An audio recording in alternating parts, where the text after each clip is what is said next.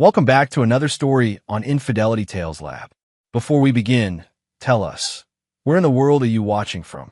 Now, let's dive into today's story. Chapter 1. Perfect Facade. Brett Owens adjusted his Rolex as he pushed 8-year-old Emma on the swing set at Riverside Park. The autumn afternoon painted everything in golden hues, and his daughter's laughter carried on the crisp October breeze.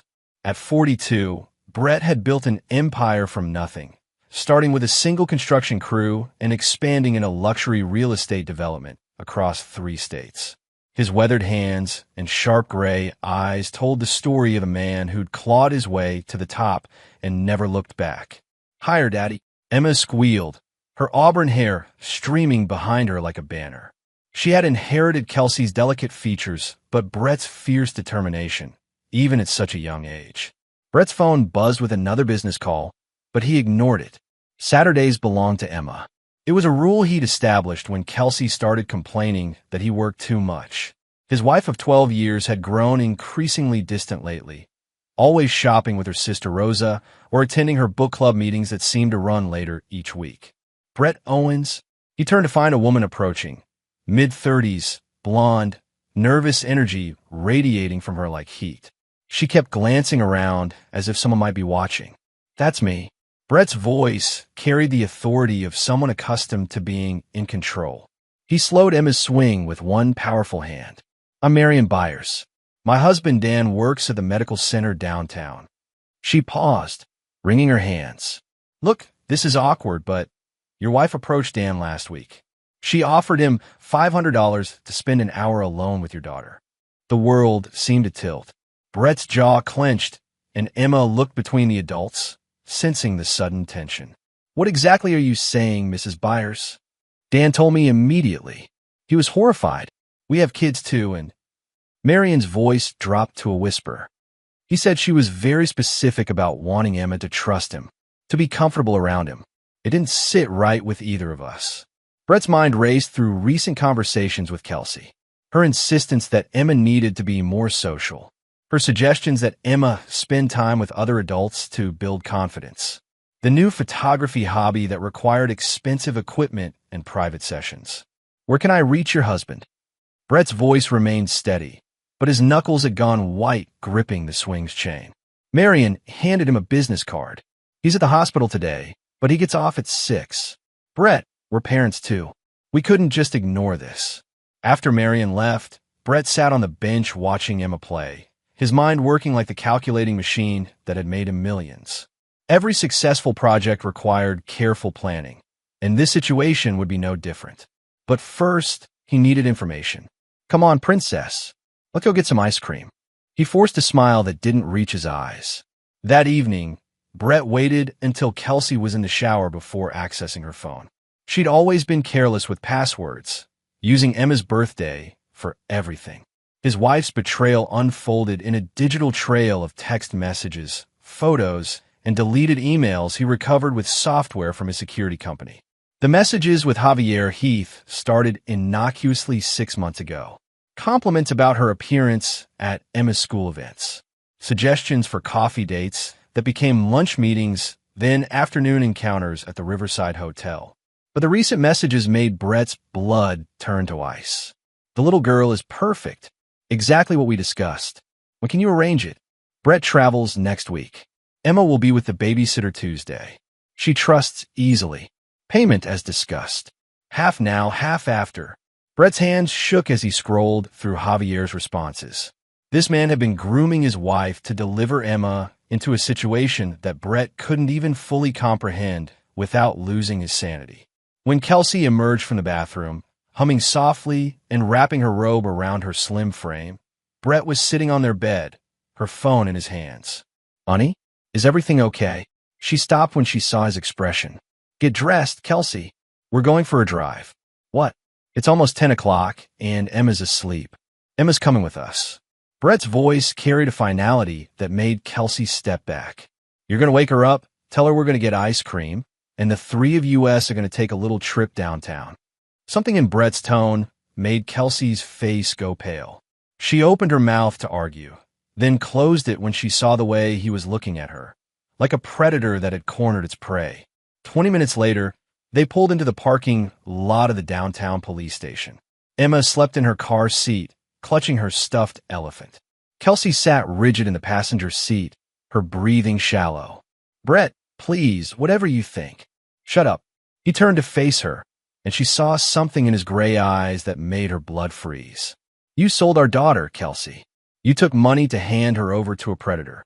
I would never hurt Emma." "You already have." Brett got out of the car and opened Emma's door. She stirred sleepily as he lifted her out. Inside the station, Detective Randall Ferguson listened as Brett laid out everything he'd discovered. Ferguson, a veteran with 20 years on the force, had seen enough to remain calm while taking notes, but his jaw tightened as Brett showed him the text messages. "Mr. Owens, we'll need to examine the phone, interview your wife, and bring in this Javier Heath for questioning. You did the right thing coming here." Brett nodded, but his mind was already working beyond the immediate legal implications. The police would handle their part, but Brett Owens had never relied on others to solve his problems.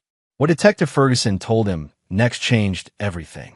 "Sir, I have to inform you that Javier Heath is already on our radar.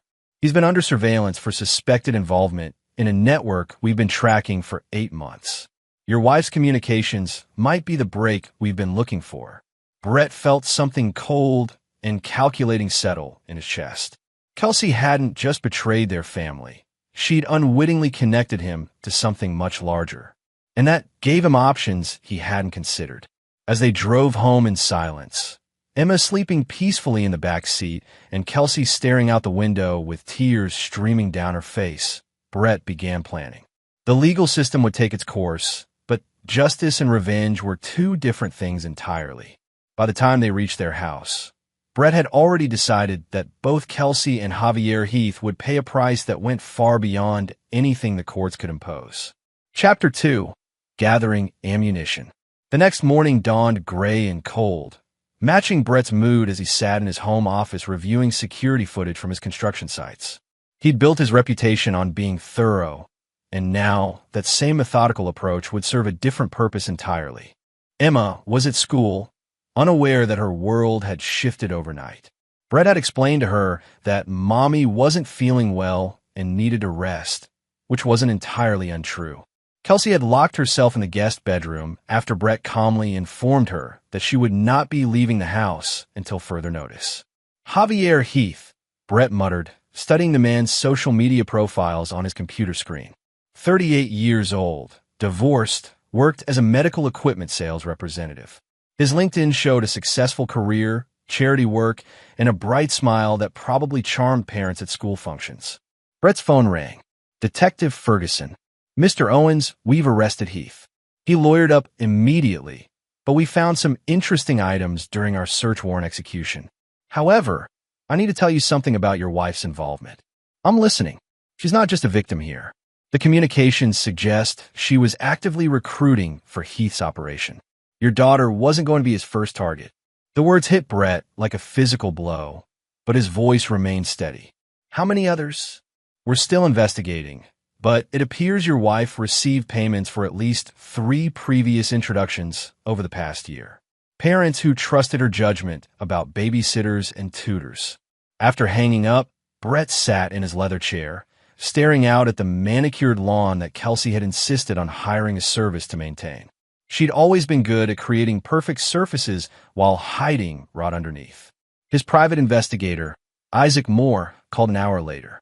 Brett had put Isaac on retainer years ago for business due diligence, but now he had a different assignment.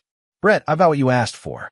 Heath's been running this operation for at least 2 years, but here's the interesting part. He's not the one at the top. There's a network, and your wife was being groomed to become a regional coordinator." "What does that mean?" "It means she was actively building a client base of vulnerable children and families. The money she was receiving was performance-based. The more successful introduction she made, the more her cut increased." Brett closed his eyes, processing the magnitude of Kelsey's betrayal. It wasn't a moment of weakness or poor judgment. It was calculated, ongoing participation in something monstrous. "Isaac, I need you to dig deeper." I want to know everything about Heath's operation, his associates, his routines, his weaknesses. And I want to know exactly how much money Kelsey made from this. Already on it. But Brett, be careful. If you're thinking what I think you're thinking, just give me the information. Brett spent the afternoon reviewing his business contacts, identifying resources he might need. His construction company had connections throughout the city: electricians, plumbers, concrete suppliers, demolition crews. Men who knew how to build things and, when necessary, make them disappear. At 3 o'clock, he picked up Emma from school, maintaining the routine to keep her world stable. She chattered about her day, her art project, her friend's upcoming birthday party. Brett listened, responding appropriately, while his mind calculated distances, timelines, and opportunities. "Daddy, is Mommy really sick?" Emma asked as they drove past the ice cream shop where they'd been headed the previous night. "Mommy made some bad choices, sweetheart. Grown-up choices that have consequences. Like when I didn't clean my room and lost my tablet time. Something like that." Brett squeezed her small hand. "But you don't need to worry about it. Daddy's going to take care of everything." That evening, after Emma was asleep, Brett confronted Kelsey in the guest room. She looked haggard, her usually perfect blonde hair unkempt, her makeup smeared from crying. "The police told me about the other children," Brett said, closing the door behind him. Kelsey looked up from the bed where she'd been sitting in her robe, hugging a pillow. "I never meant for it to go this far. Javier said it was just about giving kids opportunities to build confidence with adult mentors." "Don't." Brett's voice cut through her explanation like a blade. "Don't insult my intelligence by pretending you didn't know exactly what you were doing. Brett, please. You made $50,000 over the past year, Kelsey. 50,000 pieces of silver for selling children to a predator." Her face crumpled. "I thought we needed the money. You're always working, always stressed about the business. We have $3 million in our personal accounts alone. This wasn't about money." Brett pulled out a folder and dropped it on the bed. Inside were printouts of her text messages, bank records, and photos Isaac had compiled showing her meeting with Heath and other associates. This was about the thrill, wasn't it? The secret life, the feeling of being special, being trusted with something important. Kelsey's silence was answer enough. "Here's what's going to happen," Brett continued, his voice calm and methodical. "You're going to cooperate fully with the police investigation.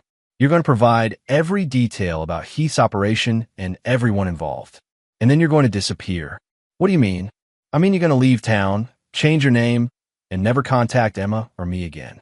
You'll sign over all parental rights and take nothing from our marriage except the clothes on your back." "You can't make me." Brett stepped closer, and Kelsey shrank back against the headboard. "The alternative is that I make sure every parent in this city knows exactly what you did. Every detail. I'll put billboards up with your picture and your crimes. I'll make sure you can never show your face anywhere without someone recognizing you as the woman who sold children to predators." "Brett, Emma needs her mother. Emma needs protection from her mother." Brett's gray eyes were cold as winter steel. "You have 24 hours to decide. Cooperate and disappear, or face the consequences of refusing." He left Kelsey sobbing in the guest room and went to his office to review Isaac's latest report. Javier Heath owned a cabin in the mountains, 2 hours north of the city. He had a pattern of taking long weekends there, usually alone. His ex-wife lived across the country, and they had no children together. Most importantly, Heath had made bail that afternoon, a detail Detective Ferguson had forgotten to mention. Brett smiled for the first time since the playground encounter. A man who preyed on children shouldn't be walking free, and Brett Owens had never been one to wait for the system to do what needed to be done. He opened his safe and removed the .45 caliber pistol he'd carried in the Army, before he'd learned that building empires was more profitable than fighting wars. Some lessons from his military service, however, were about to prove valuable again. By midnight, Brett had a plan that would ensure Javier Heath never threatened another child, and that everyone who'd enabled him would face consequences proportional to their crimes. The police investigation was just beginning, but Brett's personal war was about to commence. Chapter 3: The Trap Springs. Brett stood in his driveway at 5 a.m., loading camping gear into his black Ford F-350. To any observer, he was a father taking a weekend trip to decompress after a family crisis. The reality was considerably more complex. Emma was spending the weekend with Kelsey's sister Rosa, who remained blissfully unaware of the previous week's revelations. Rosa had always disliked Brett, considering him too controlling and demanding, but she adored Emma and jumped at the chance to help during what she assumed was a rough patch in the marriage. "Remember what we discussed?" Brett told Kelsey as she sat at the kitchen table, staring into a cup of coffee she hadn't touched. She'd agreed to his terms, choosing exile over exposure, but the paperwork wouldn't be finalized for several days. "I meet with the lawyer Monday morning, sign everything, and leave Tuesday," she whispered. "And if you get any ideas about running to the media or trying to spin this as some kind of misunderstanding, I won't." Her voice was barely audible. "I know what I did. I know what I am." Brett nodded and walked out, leaving his wife to contemplate the ruins of her life. He had no sympathy to spare for her. The drive to Heath Mountain cabin took exactly 97 minutes, following back roads that Brett had scouted twice during the week.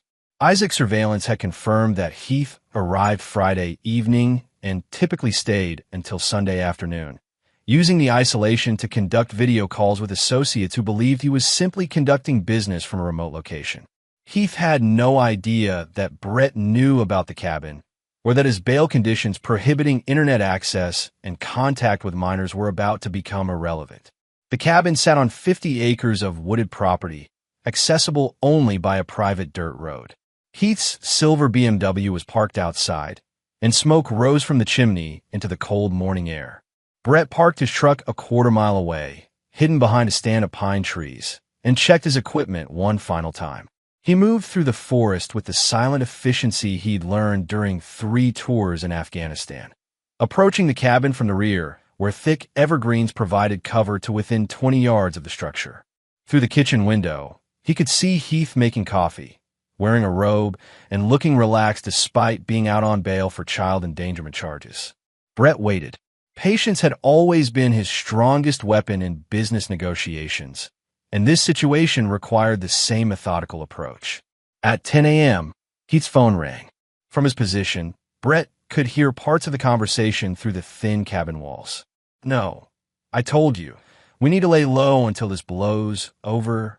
The woman was supposed to be reliable. "Yes, I understand the timeline, but rushing now could expose everyone." Heath was still actively coordinating with his network, despite his bail conditions. Brett smiled grimly and activated the recording device he'd brought, insurance for later. When Heath stepped onto the rear deck to continue his call privately, Brett made his move. "Don't turn around and don't raise your voice," Brett said calmly, pressing the barrel of his pistol against the base of Heath's skull. "End the call. Now." Heath's body went rigid. I'll call you back," he managed, then lowered the phone. "Hands behind your back." Brett zip-tied Heath's wrists with the kind of heavy-duty restraints his construction crews use for securing materials. Then he guided the man back inside the cabin and secured him to one of the heavy wooden kitchen chairs. "Brett Owens, I assume," Heath said, his voice steadier than Brett had expected. "You're making a serious mistake." "Am I?" Brett pulled up a chair and sat facing his prisoner. "Let's talk about mistakes, Javier. Like thinking my wife was reliable enough to deliver my daughter to you. I don't know what she told you, but she told me everything. The police told me more. But I'm not here for confessions." Brett placed a digital tablet on the table, showing Heath surveillance photos Isaac had compiled. The man entering hotels with different women over the past year, meeting with known associates of child trafficking networks, and conducting business at locations that had been flagged by federal investigators. "Your operation is finished," Brett continued. "Your associates are scrambling to cover their tracks. Your buyers are going to ground. And you're going to help me understand exactly how this worked. I want a lawyer. You're not under arrest. This is a business conversation between 2 entrepreneurs." Brett stood and walked to the kitchen, where he'd noticed Heath had been preparing what looked like breakfast for 2 people. "Expecting company?" Heath's silence was answer enough. "Gerard Elliott," Brett said, reading a name from one of the documents Isaac had provided. "Your partner in this venture." He's supposed to arrive this afternoon to discuss damage control, isn't he? Still no response. Brett returned to his chair and leaned forward. Here's how this is going to work, Javier. You're going to call Gerard and confirm your meeting. You're going to act completely normal. And when he arrives, we're going to have a three-way conversation about accountability. And if I refuse? Brett's smile was cold as Arctic wind. Then I'm going to spend the next several hours demonstrating some techniques I learned in the Army for extracting information from uncooperative subjects. Techniques that leave no permanent physical damage, but create very lasting psychological impressions. He pulled out his phone and showed Heath a video Isaac had compiled. Security footage of Heath approaching children at various public venues over the past 6 months, always with Kelsey or another woman to provide social cover. Every parent of every child you targeted is going to receive a copy of this footage, along with your home address, your work information, and a detailed explanation of what you attempted to do to their children. Heath's composure finally cracked. You don't understand the forces you're dealing with. This network has protection. From who? Local politicians? Police supervisors? Federal agents? Brett laughed. I've been building government contracts for 15 years, Javier. I know exactly which officials can be bought and which ones can't. And I know that none of your protection extends to what happens in these mountains. At 2 p.m., Gerard Elliott's black Escalade appeared on the dirt road leading to the cabin. Brett had positioned Heath back in his chair, hands zip-tied behind him, but concealed by a blanket, making it appear he was simply resting. Remember, Brett whispered, pressing the gun against Heath's ribs, act normal, or this becomes very unpleasant very quickly. Elliott knocked once and entered without waiting for a response, clearly familiar with the cabin and Heath's routines. He was a large man in his 50s, expensively dressed despite the remote location, with the kind of soft features that suggested wealth and comfort. Javier, we need to discuss. Elliott stopped when he saw Brett. Gerard Elliott, I presume. Please have a seat. Elliott's hand moved toward his jacket, but Brett's gun was already pointed at his chest. I wouldn't. Hands where I can see them. Within minutes, Elliott was secured to another chair, his confident demeanor replaced by the kind of fear that comes from suddenly realizing you're no longer in control. Gentlemen, Brett said, pouring himself a cup of Heath's coffee, let's discuss the future of your organization, or rather, the complete dismantling of it. Over the next hour, Brett extracted details about the network's operations, financial structure, and client base. He recorded everything, building a comprehensive case file that would destroy not just Heath and Elliott, but their entire operation. You realize, Elliott said during a brief pause, that eliminating us won't end this. Others will take our place. Maybe, Brett agreed. But they'll know what happens to people who threaten my family. As the sun began to set behind the mountains, Brett made 2 phone calls. The first was to Detective Ferguson, providing GPS coordinates and explaining what he'd uncovered. The second was to Isaac, confirming that certain arrangements had been finalized. The police will be here in about an hour, Brett told his prisoners. That gives us time for one final conversation about consequences. He produced a tablet showing bank account information Isaac had compiled, offshore accounts, shell companies, and financial networks the 2 men had used to launder their profits. I've transferred every dollar you made from this operation to accounts supporting organizations that help traffic children. Consider it restitution. You can't just steal. I didn't steal anything. I recovered proceeds from criminal activity and directed them toward their highest use. It's called justice. Brett checked his watch. 45 minutes until the police arrived. Enough time to ensure that Heath and Elliott understood the full scope of what Brett Owens was capable of when someone threatened his family. By the time Detective Ferguson's team reached the cabin, they found Heath and Elliott secured with evidence of their entire operation laid out systematically. Both men were alive, but exhibited signs of severe psychological trauma that no amount of therapy would completely heal. Brett was long gone, driving back toward the city where he had one final piece of business to conclude with his wife. The network was dismantled, the immediate threat neutralized, but Brett's personal war was not yet finished. Chapter 4. Loose Ends. Monday morning arrived with unseasonable warmth, as if the weather itself was mocking the cold reality of Brett's new world. He sat in his lawyer's office, watching Kelsey sign document after document with a shaking hand. Her sister Rosa waited outside, still believing this was an amicable divorce rather than the systematic destruction of a child predator's accomplice. The house transfer, all business assets, and full custody of Emma, attorney Richard Wells confirmed, sliding the final papers across his mahogany desk.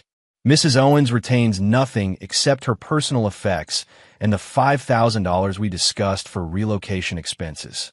Kelsey looked up at Brett with hollow eyes. That's it? 12 years of marriage for $5,000. You earned every penny, Brett replied coldly. Consider yourself fortunate you're walking away with anything. The news coverage of Heath and Elliot's arrest had dominated local media for 3 days. Federal investigators were now involved, unraveling a network that spanned multiple states. Kelsey's cooperation with authorities had kept her name out of the headlines, but that protection would end the moment she violated their agreement. The bus leaves at 3 p.m., Brett told her as they stood outside the law office. Isaac will be watching to make sure you're on it. Brett, Emma will ask about me. Emma will be told that her mother chose to leave, which is the truth. Kelsey started to speak, then stopped. She understood that any argument would only remind Brett of other reasons to ensure her complete destruction. Instead, she nodded and walked toward Rose's car, where her sister waited with questions Brett hoped she'd never learn to ask. At Emma's school, Brett arranged a meeting with Principal Joan Herring and the guidance counselor, Amber Beard. Both women had been following the news coverage and understood the situation without requiring detailed explanations. Emma's been through a traumatic experience, even if she doesn't fully understand it yet, Ms. Beard explained. Children are remarkably resilient, but she'll need stability and honesty appropriate to her age level. She'll have both, Brett assured them. What she won't have is any contact with people who might exploit that trauma for their own purposes. Principal Herring nodded. We've already implemented additional security measures. No one except you and your designated emergency contacts can pick up Emma or have any communication with her during school hours. Brett had spent the weekend carefully considering how to explain Kelsey's absence to Emma. The truth, filtered through age-appropriate language, seemed the kindest approach. That evening, as Emma worked on homework at the kitchen table, Brett sat down beside her. Princess, we need to talk about Mommy. Emma looked up from her math worksheet, her green eyes, so much like Kelsey's, filled with the kind of trust that Brett would spend the rest of his life protecting. Is she still sick? Mommy made some very bad choices that hurt people. Because of those choices, she can't live with us anymore. Will she come back when she's better? Brett's chest tightened. No, sweetheart. She won't be coming back. Emma processed this information with the practical acceptance that children often display in crisis situations. So it's just you and me now? Just you and me. Is that okay? Emma considered this seriously, then nodded. You're the best daddy anyway. Mommy always seemed sad, even when she was smiling. The insight from his 8-year-old daughter hit Brett harder than he'd expected. Children notice things that adults missed, and Emma had apparently sensed Kelsey's dissatisfaction long before Brett had acknowledged it. Daddy loves you more than anything in the world, Brett said, pulling her into a hug. Nothing will ever change that. The following week brought a steady stream of developments. Heath and Elliot had both been denied bail after federal charges were filed. Their network had included 12 other individuals across 4 states, all now under investigation. The media coverage praised the anonymous tip that had led to their capture, never suspecting that the tipster had been personally involved in their interrogation. Isaac stopped by Brett's office Friday afternoon with a final report. Heath's cabin has been sold to a hunting club. Elliot's assets have been seized by federal authorities. And your wife? Isaac paused, checking his notes. She successfully boarded the bus to Denver on Monday and hasn't been seen in this area since. Good. Any word on the other families involved? The children Heath targeted are all receiving counseling. Their parents have been informed about the network's scope, and several are pursuing civil litigation against Heath's estate. Brett nodded, satisfied that the immediate threats had been neutralized. but one loose end remained. That weekend, Brett took Emma camping at Pine Lake, 2 hours south of their city. It was a trip they'd planned before the crisis, and maintaining normal activities seemed important for her emotional recovery. As they sat by their campfire Saturday evening, Emma roasting marshmallows with intense concentration, Brett's phone rang. Detective Ferguson. Brett, I wanted to give you an update.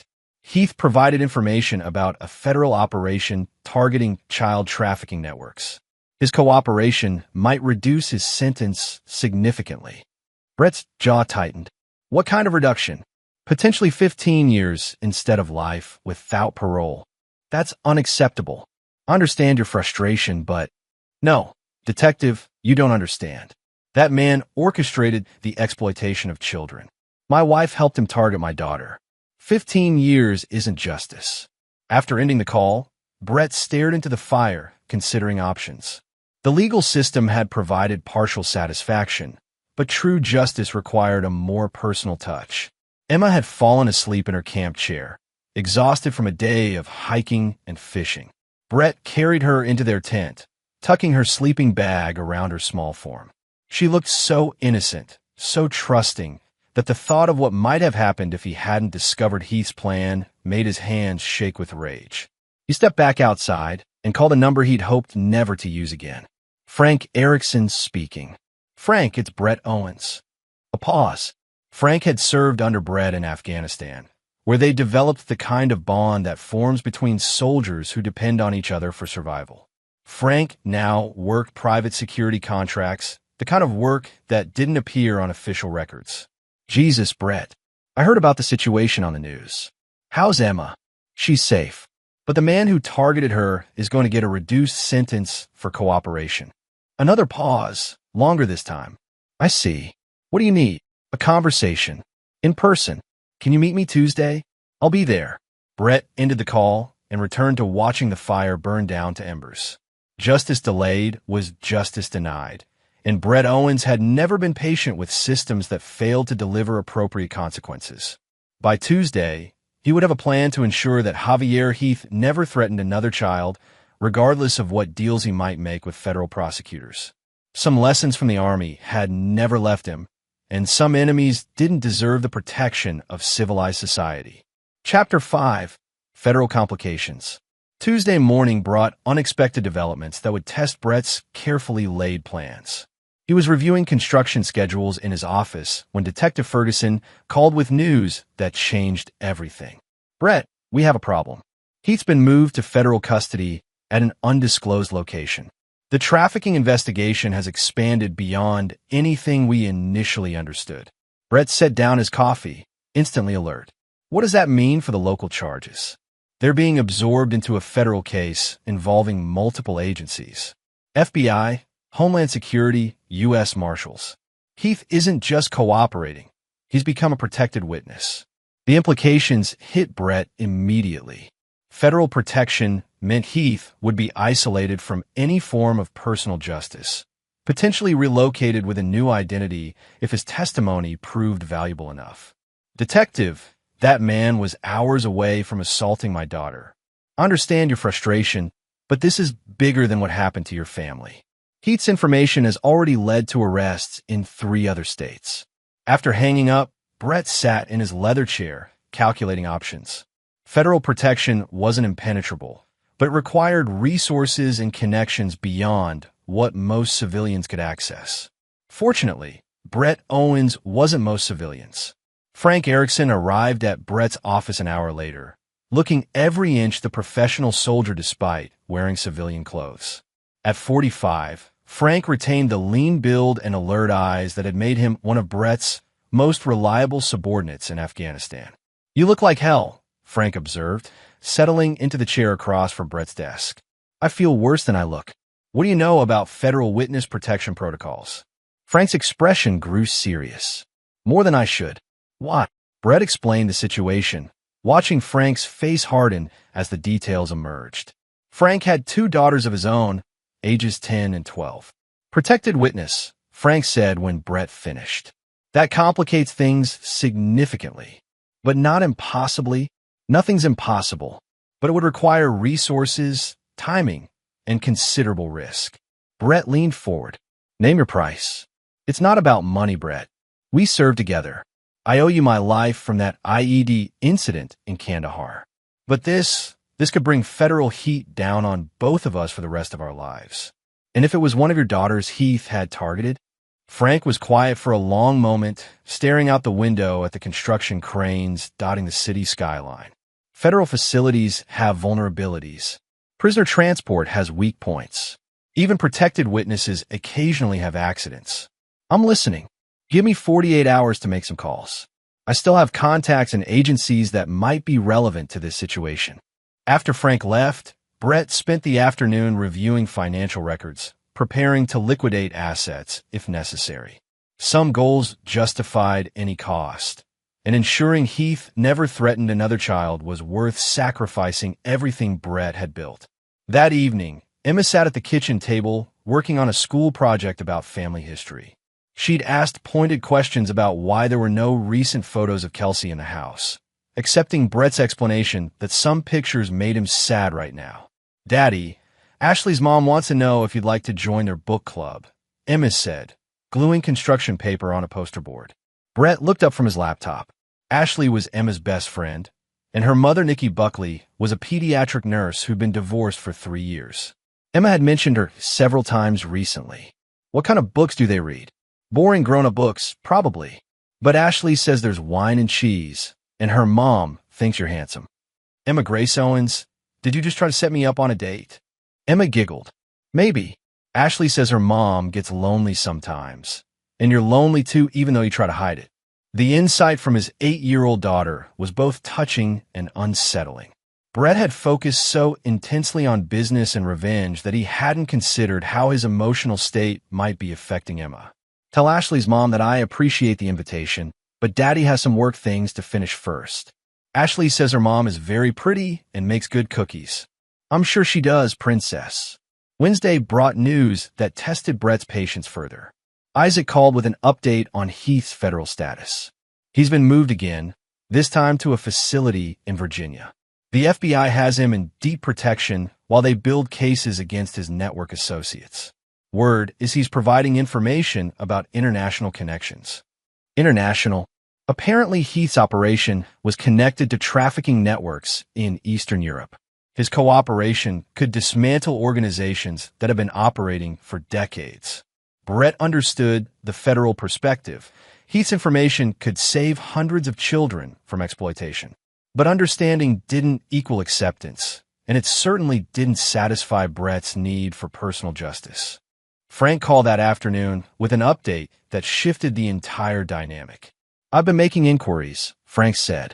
Heath isn't just in federal protection. He's been fast-tracked for witness relocation.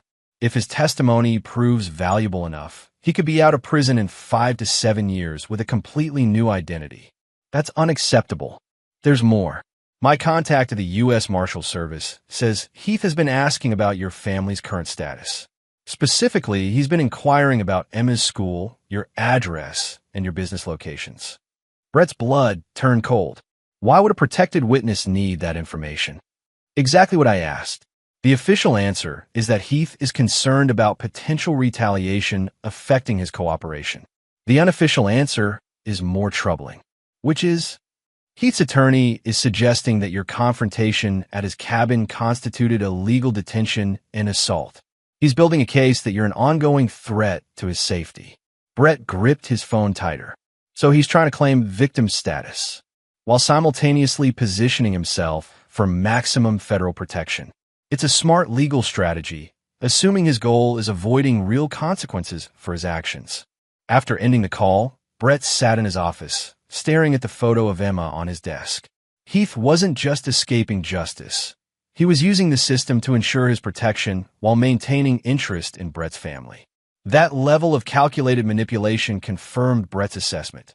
Some people couldn't be reformed, deterred, or contained by legal means.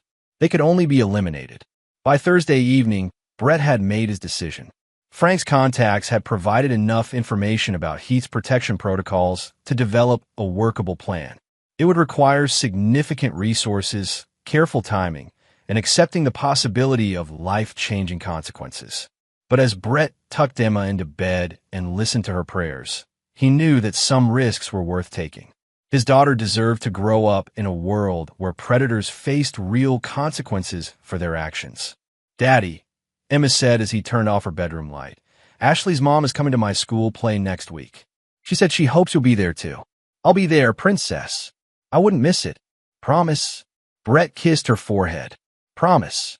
He meant it, but first he had to ensure that Javier Heath never posed a threat to Emma or any other child ever again. Some promises required extreme measures to keep. Chapter 6. The Point of No Return.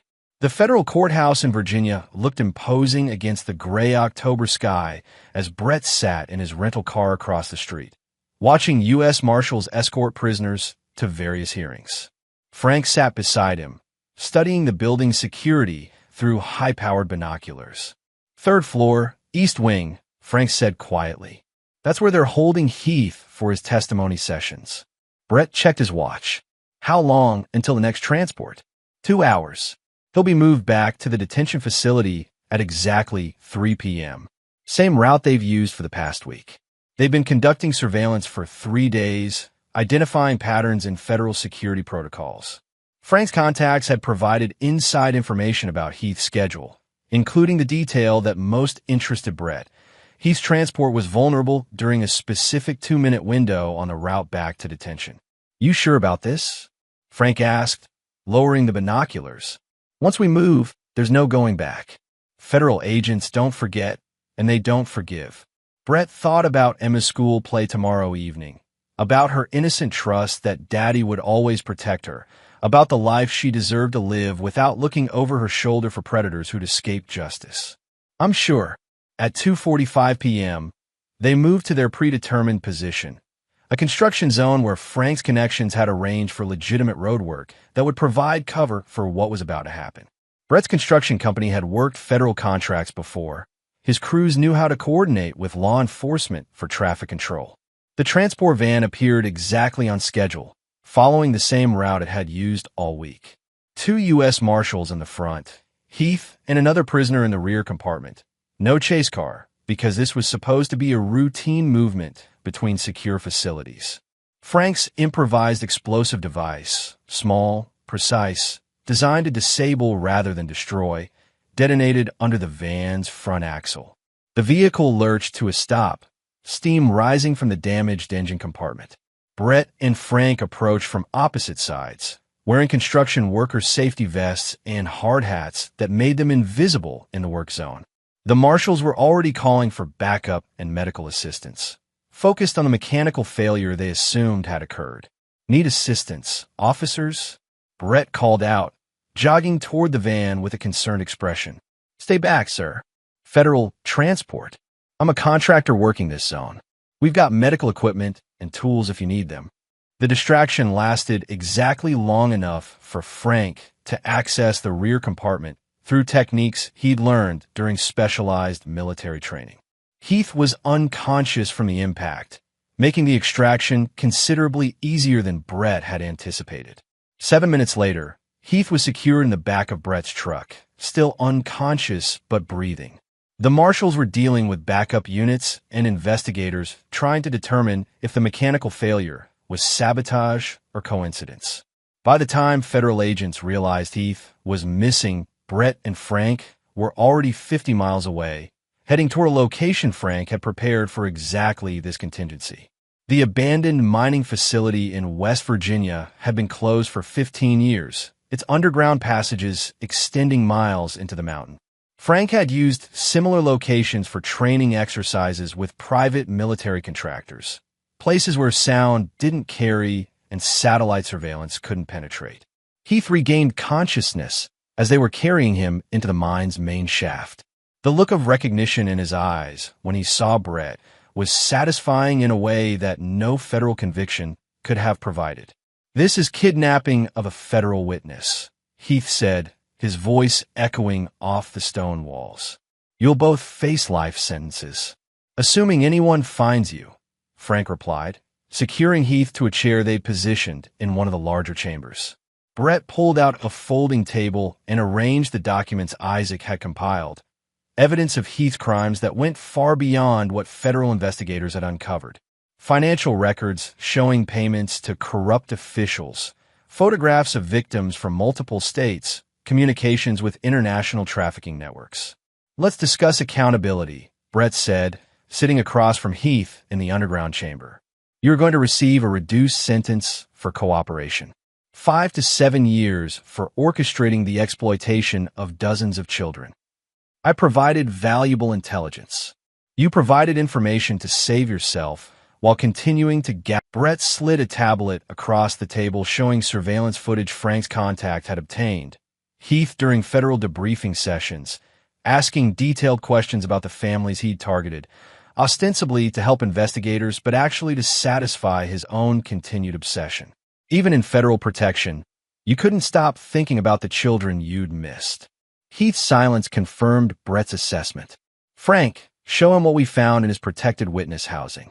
Frank produced evidence bags containing items that had been concealed in Heath's federal facility. Sketches of children, maps of school districts, and notes about families with single parents who might be vulnerable to manipulation.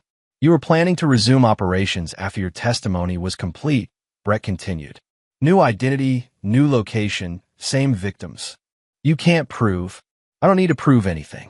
Federal courts require evidence and due process. I require only certainty." Brett stood and walked deeper into the mine shaft, where Frank had prepared additional equipment. When he returned, Heath's composure finally cracked. "What do you want? Money? I can access accounts. I want justice. The kind that ensures you never threaten another child." Over the next hour, Brett extracted confessions about crimes that would never see court proceedings, details about victims who would never receive legal closure, and admissions about plans that would never be implemented. Frank recorded everything, creating a final record of Heath's true nature that would be distributed to victims' families and law enforcement agencies. "Please," Heath said as Brett prepared the final phase of his plan. "I'll disappear. New identity, different country. You'll never hear from me again." "You're right," Brett agreed. "I'll never hear from you again." The mining shaft had deep pools of acidic water left from decades of industrial operations. Bodies that entered those pools were never recovered, dissolved completely by the chemical processes that continued long after the mining operations ceased. "Any last thoughts about the children you destroyed?" Brett asked. Heath's final words were a combination of pleas and threats that confirmed every assumption Brett had made about his character. Some people couldn't be reformed or deterred. They could only be eliminated. As the sun set over the West Virginia mountains, Brett and Frank were already driving back toward Virginia. Heath's disappearance would trigger a massive federal investigation, but the mining facility had been chosen specifically because it provided no evidence trail. Brett arrived home Friday evening just in time to shower and change clothes for Emma's school play. She performed beautifully as a fairy in the Halloween production, her face lighting up when she spotted him in the audience. Nikki Buckley was indeed very attractive, and she did make excellent cookies, which she shared with Brett after the performance while their daughters played together backstage. "Emma's talked about you quite a bit," Nikki said, her brown eyes warm with interest. "She's mentioned you as well. Something about book clubs and loneliness." Nikki laughed. "She's quite the little matchmaker. Though I should mention, I usually prefer my first dates to involve less premeditation from 8-year-olds. So this is a date, if you'd like it to be." Brett looked across the gymnasium at Emma, who was giggling with Ashley while they collected their costume accessories. His daughter deserved a stable, happy life, and maybe that life could include other people who understood the importance of protecting children. "I like that very much." As they made plans for dinner the following weekend, Brett reflected on the events of the past month. Justice had been served, threats had been eliminated, and life was moving forward. The federal investigation into Heath's disappearance would continue for months, but it would ultimately conclude that a protected witness had somehow vanished without a trace. One of those bureaucratic failures that occasionally occurred in complex cases. Brett Owens had protected his family, ensured appropriate consequences for those who'd threatened them, and was now free to focus on building a future rather than seeking revenge. Some battles were worth fighting, regardless of the personal cost. Chapter 7. Federal Heat. 3 weeks after Heath's disappearance, FBI Special Agent Darren Vaughn arrived at Brett's office unannounced. Brett was reviewing blueprints for a new hospital complex when his secretary informed him that federal agents were requesting an immediate meeting. "Mr. Owens, I'm investigating the disappearance of federal witness Javier Heath," Agent Vaughn said, settling into the chair across from Brett's desk. He was younger than Brett had expected, maybe 35, with the kind of intense focus that suggested either ambition or genuine dedication. "I read about that in the news. Something about a transport vehicle malfunction. You were aware Mr. Heath was in federal custody?" Detective Ferguson kept me informed about the case involving my family. "I assumed Heath would be in custody given the charges." Agent Vaughn consulted his notes. "You confronted Heath at his mountain cabin. You extracted confessions. You provided evidence that led to federal charges. I provided evidence that proved my wife was facilitating child exploitation. Heath's federal charges were based on what authorities discovered independently. Mr. Owens, where were you on October 15th between 2 and 4 p.m.? Brett pulled out his phone and scrolled through his calendar. "Meeting with the City Planning Commission about permit approvals for the Riverside Heights project. I can provide witnesses." "And Frank Erickson? When did you last speak with him?" Brett's expression didn't change, though internally he noted that federal investigators had identified Frank's involvement. "Frank's an old Army buddy. We grab beers occasionally when he's in town. He was in town October 15th. Was he? I didn't see him that day." Agent Vaughn studied Brett for a long moment. Mr. Heath was providing information about an international trafficking network. His testimony could have saved hundreds of children from exploitation. Then it's unfortunate someone decided he was worth more dead than alive. "Who says he's dead?" Brett shrugged. "Missing federal witness, no ransom demands, no communication. Either he's dead or he's escaped federal protection to resume his activities. Either way, he's not saving any children." The interview continued for another 30 minutes, with Agent Vaughn probing for inconsistencies in Brett's timeline and connections to Heath's disappearance. Brett answered every question directly while providing no useful information. After the agent left, Brett called Frank using a disposable phone purchased specifically for such communications. "Federal visit?" Frank asked. Agent Vaughn. "Professional, thorough, suspicious. They're interviewing everyone with connections to Heath. My former commander got a visit yesterday. Are you concerned?" "Not yet, but we should assume ongoing surveillance and act accordingly." That evening, Brett attended Emma's parent-teacher conference, followed by dinner with Nikki and Ashley. Their relationship had developed naturally over the past 3 weeks, providing Emma with the stable family environment she needed while giving Brett something positive to focus on. "You seem distracted tonight," Nikki observed as they sat on her porch after the children had gone inside to watch a movie. "Work stress. Federal contracts involve a lot of bureaucracy."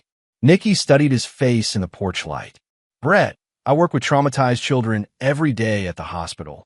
I recognize the signs of someone carrying heavy burdens." Brett considered how much truth he could share with a woman he was beginning to care about deeply. "Emma's been through a difficult time with her mother's departure. I'm still working through my own emotions about that situation. The news coverage mentioned child endangerment charges against someone connected to your family, someone who will never threaten children again." Something in Brett's tone made Nikki lean back slightly. "That sounds very final. Some threats require permanent solutions." They sat in comfortable silence for several minutes, both understanding that certain topics would remain unspoken between them. Nikki was intelligent enough to read between the lines, and compassionate enough to recognize that some actions, while legally questionable, might be morally justified. The following week brought increased federal pressure.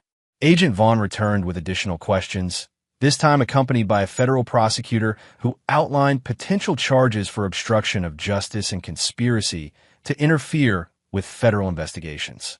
"We know you're involved, Mr. Owens," the prosecutor said.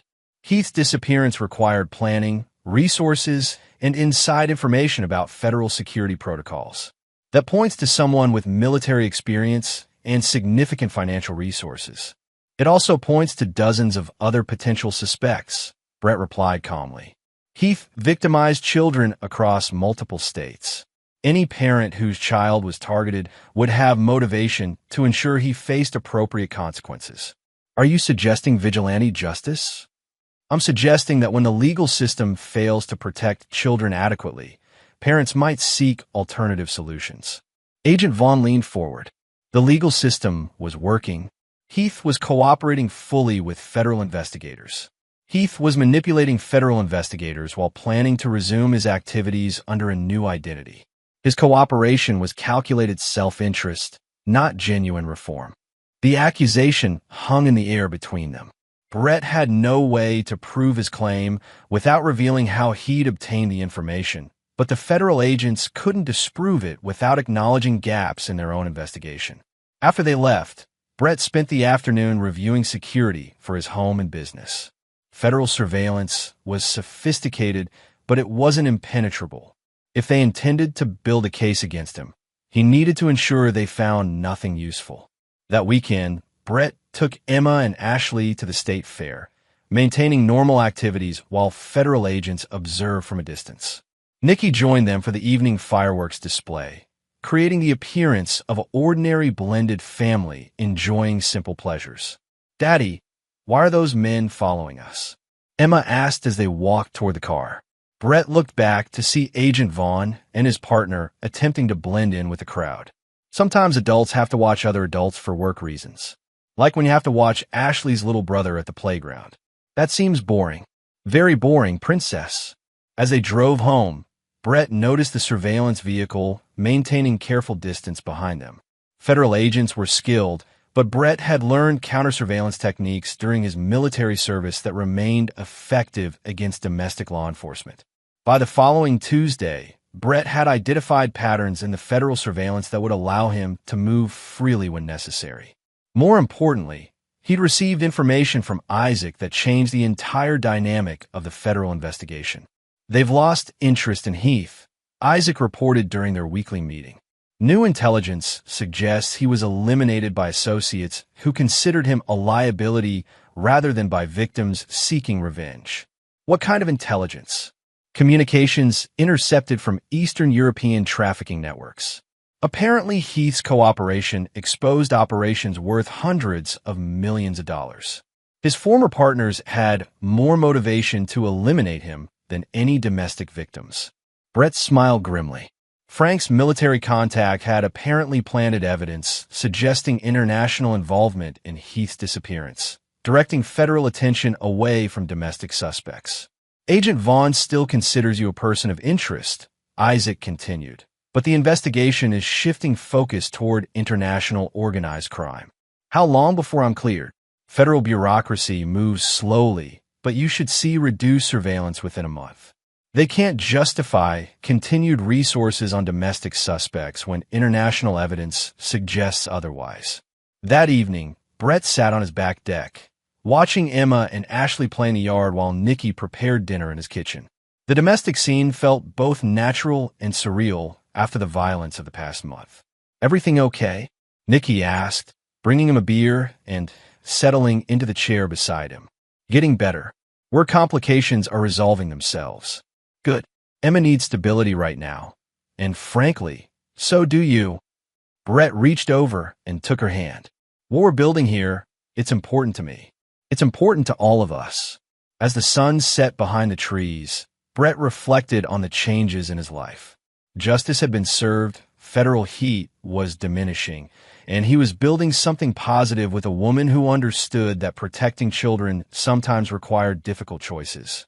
The federal investigation would eventually conclude without charges. Heath would never threaten another child, and Brett's family would move forward without looking over their shoulders. Some victories came at a high price, but they were still victories. Chapter 8. New Foundations. Christmas morning dawned bright and cold, with snow falling steadily outside Brett's house. Emma and Ashley were already awake, examining presents under the tree while Nikki made coffee in the kitchen. The scene felt wonderfully normal after months of chaos and federal scrutiny. "Daddy, look what Santa brought." Emma held up a new digital camera, her face glowing with excitement. Brett smiled, remembering Kelsey's obsession with photography equipment for very different purposes. Emma's interest in taking pictures of flowers and pets represented innocence reclaimed. "That's wonderful, princess. Maybe you can take some pictures of our Christmas dinner." Nikki appeared in the doorway, wearing one of Brett's sweaters and looking perfectly at home in his kitchen.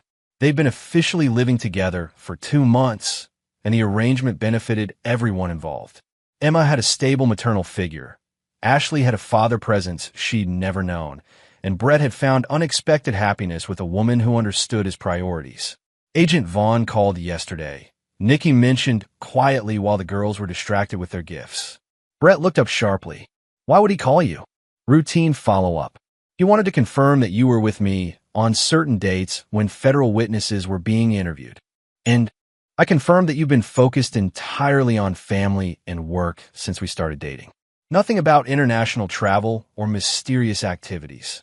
Brett nodded, appreciating Nikki's casual deflection of federal inquiries.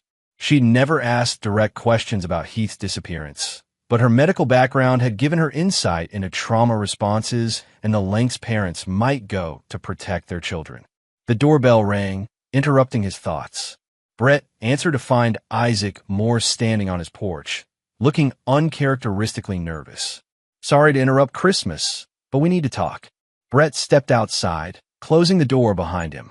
"What's wrong?" "Federal investigation officially closed yesterday. Heath's disappearance has been attributed to international organized crime retaliation. No domestic charges will be filed." Brett felt tension he hadn't realized he was carrying finally released from his shoulders. "That's good news. There's more. Kelsey's been found." The news hit Brett like a physical blow. "Where?" "Denver morgue. Apparent suicide 3 weeks ago." She left a detailed confession about her involvement with Heath's operation, absolving you of any knowledge or participation. Brett processed this information carefully. Kelsey's final act had been to protect the family she betrayed, ensuring that Emma would never face questions about her father's actions. "Does Emma need to know?" "That's your call. The confession will become part of the federal case file, but there's no requirement to inform minor children about deceased parents' criminal activities."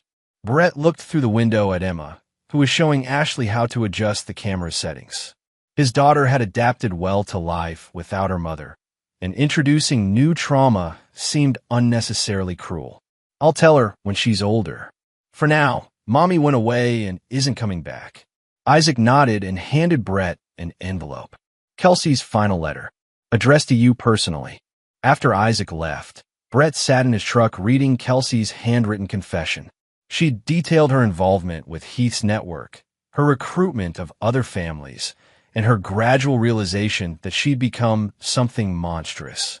The letter concluded with an apology that felt both genuine and inadequate. "I know you'll never forgive me, and you shouldn't. But please don't let my actions poison Emma's memories entirely. I loved her, even if I lost sight of what that meant." Brett folded the letter and put it in his safe, next to other documents Emma might need to understand her history when she became an adult. Inside the house, Nikki was helping the girls set up a board game while Christmas music played softly in the background. "Everything okay?" she asked when Brett returned. "Loose and's getting tied up."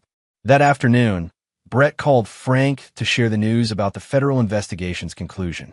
"International organized crime," Frank said with satisfaction. "My contacts did excellent work planting that evidence trail. What's your next move?" "Back to private security work, probably overseas. I've had offers from companies that value my particular skill set." "Frank, thank you. We're even now, Brett. Take care of your family."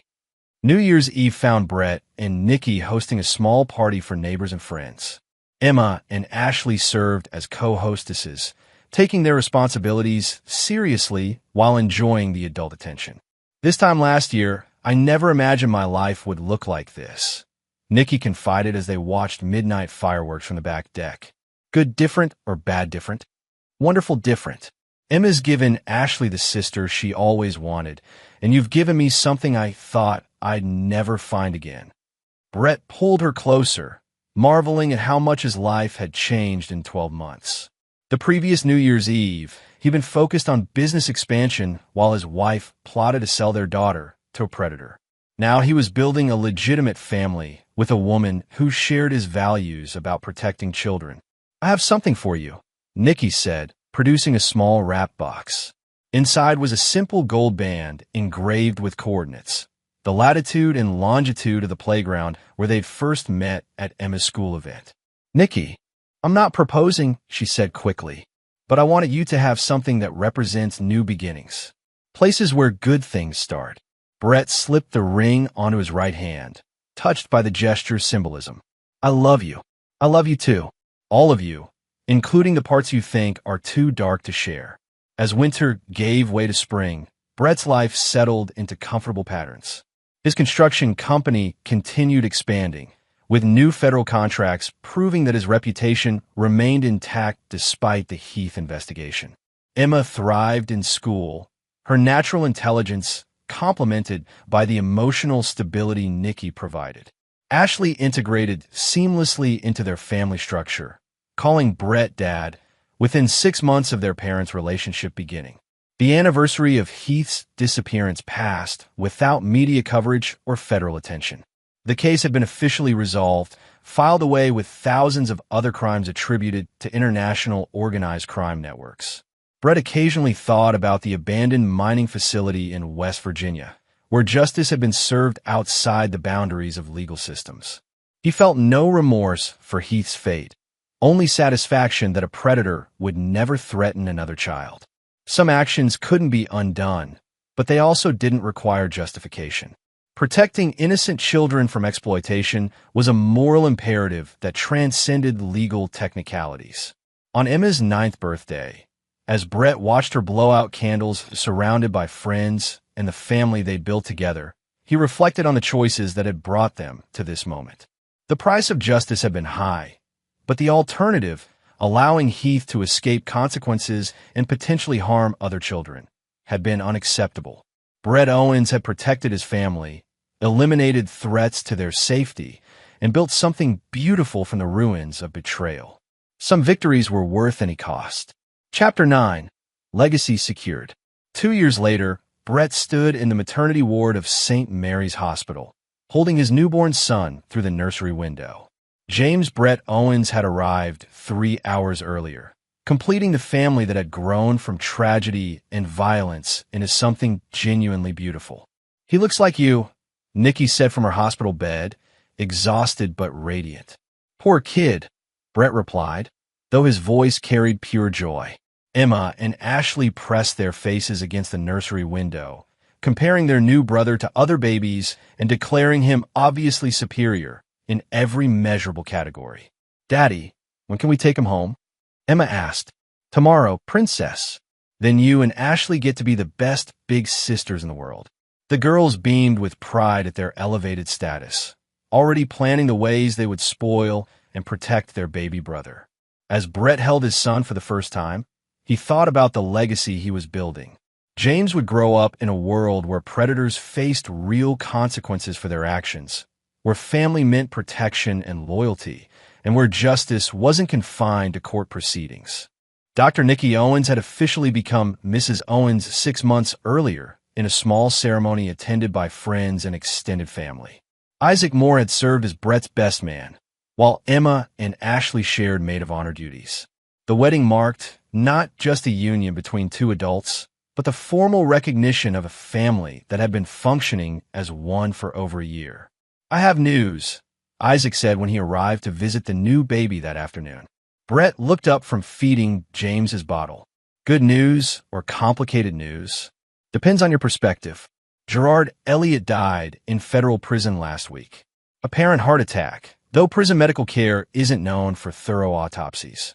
Brett nodded without surprise. Frank's network included people with various specialties, and federal prison wasn't as secure as most people believed. Any federal interest in investigating? Elliott was serving a life sentence with no possibility of parole. His death saves taxpayers money and closes a case file. No one's asking questions. That evening, as Brett sat in his study reviewing construction contracts while his family slept, he reflected on the complete resolution of the Heath network. Every major player had faced consequences proportional to their crimes. Every threat to children had been eliminated, and every victim's family could rest assured that justice had been served. His phone rang. Frank Erickson, calling from somewhere in Eastern Europe where he was providing security for humanitarian operations. "Congratulations on the new edition," Frank said. "Thank you. How did you know?" "Isaac sends updates. I wanted you to know that the last loose end has been tied up." Brett understood the coded message. Elliot's death meant that no one remained alive who could connect Brett to Heath's disappearance or the broader network's destruction. "I appreciate your thoroughness. We take care of our own. Give my regards to your family." The line went dead, and Brett deleted the call from his phone's memory. Frank would continue his work protecting innocent people in conflict zones around the world, while Brett focused on building and protecting his own family's future. Emma appeared in his study doorway, wearing her pajamas and carrying her stuffed elephant. "Daddy, I had a bad dream." Brett pulled her onto his lap, holding his 9-year-old daughter close. "What was it about?" "Someone trying to take baby James away from us." Brett's jaw tightened briefly before he forced himself to relax. Emma's subconscious was processing fears based on experiences she didn't fully understand but instinctively recognized as threatening. "No one will ever take James away from us, Princess. Daddy won't let that happen." "Promise." "I promise. Our family is safe now." Emma nodded against his chest, trusting completely in her father's ability to protect them all. The next morning, Brett brought his expanded family home to a house that had been thoroughly security upgraded over the past 2 years. Cameras monitored every approach, motion detectors covered the perimeter, and panic rooms provided safe refuge if threats ever materialized. More importantly, Brett had established relationships with local law enforcement, federal agencies, and private security firms that would ensure rapid response to any threats against his family. "It's beautiful," Nikki said, looking around the nursery Brett had prepared for James. Soft colors, expensive furniture, and security systems disguised as decorative elements created an environment that was both nurturing and protected. "Only the best for our son." As spring turned to summer, the Owens family settled into routines that balanced normal childhood experiences with necessary security precautions. Emma and Ashley attended summer camps with background check counselors, played in neighborhoods where Brett knew every resident, and participated in activities where trusted adults provided supervision. James thrived under the attention of his sisters and the protection of parents who understood that safety required constant vigilance. On the second anniversary of Heath's disappearance, Brett took Emma fishing at Pine Lake, the same location where they'd camped after her mother's betrayal was discovered. "Daddy, do you think Mommy would have liked James?" Emma asked as they sat by the water. Brett considered his response carefully. Emma had never asked direct questions about Kelsey's departure, accepting the explanation that Mommy had made bad choices and couldn't live with him anymore. "Your mommy loved you very much, Princess. If she had been a better person, she would have loved James too. But she wasn't a better person." "No, sweetheart, she wasn't." Emma nodded, accepting this assessment with the pragmatic wisdom children often display about complex adult situations. "I'm glad Nikki is our mommy now. She makes better choices." "Yes, she does."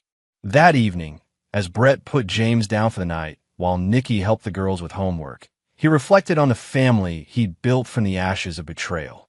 Emma was developing into a strong, intelligent young woman who understood that the world contained both good and evil, and that good people sometimes had to fight to protect what mattered most. Ashley had blossomed under stable parental guidance, her grades improving and her confidence growing as she learned that families could be built on trust and protection rather than fear and uncertainty. James would grow up knowing only love, security, and the certainty that his family would sacrifice anything to keep him safe. Nikki had proven herself worthy of the trust Brett placed in her, understanding without being told that some questions shouldn't be asked and some truths didn't need to be spoken. As Brett sat in his study that night, updating his will to ensure his family's security would continue even if something happened to him, he considered the choices that had brought him to this moment. Javier Heath had received justice outside the legal system, but justice nonetheless. His network had been destroyed, his associates eliminated, and his victims could rest assured that he would never threaten children again. Kelsey had faced consequences for her betrayal, making the ultimate payment for her crimes while ensuring that Emma would be protected from the full truth of her mother's actions. The federal investigation had concluded without charges, Heath's disappearance attributed to international criminals who left no witnesses or evidence. Brett Owens had protected his family, eliminated threats to their safety, and built something beautiful and lasting from the ruins of betrayal and violence.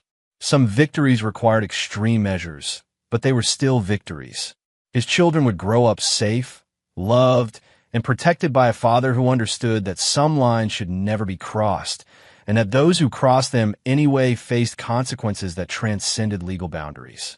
Justice had been served, family had been protected, and the future stretched ahead bright with possibility. Brett closed his laptop and went upstairs to check on his sleeping children, listening to their peaceful breathing and feeling satisfied that he'd built something worth protecting at any cost.